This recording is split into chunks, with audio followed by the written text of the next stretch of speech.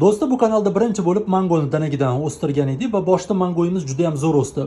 Lekin keyin nimagadir o'sishdan to'xtab qoldi. Hozirga kelib barglari ham yomon holatda. Bugun men mangoni shoxlatish uchun kesmoqchiman va kesib olgan shoxlarimni qalamcha qilaman. Eshitishim bo'yicha qalamchadan o'stirilgan mangoni o'stirish ham, rivojlantirish ham ancha oson. Mana shu ikkita shoxini uzunroq qilib kesib olaman. Mana ikkita shoxini kesib olib tashladim. Endi xudo xolisa mangoyimiz shoxlaydi. Kesib olgan shoxlarimizni qalamcha qilamiz. Baglarni ozgincha qisqartirdim, qalamchani kuchini olib qo'ymaslik uchun. Do'stlar, har qanaqa o'simlikni kesgandan keyin kesilgan joyiga albatta aktivrinni ugulni maydalab surib qo'yinglar. Bu dezinfeksiya bo'ladi. Qalamchamizni ham kesilgan joylarga aktivrinni ugulni surib qo'yamiz. 15 minut quritamiz. 15 minutdan keyin ildiz chiqadigan joyini karnivinga, nomiga botiramiz va perlitga ekib qo'yamiz. Ekkandan keyin yaxshilab sug'oramiz. Perlit hamma joyi nam bo'lishi kerak. Va keyin salofan paketni ichiga solib qo'yamiz. Ya'ni yarim teplichka qilib qo'yamiz. Salofan paket tepasi ochiq turishi kerak. Bu yarim teplichkada qalamchalarimiz 10 kun, 15 kun turadi. Keyin chiqarib qo'yamiz.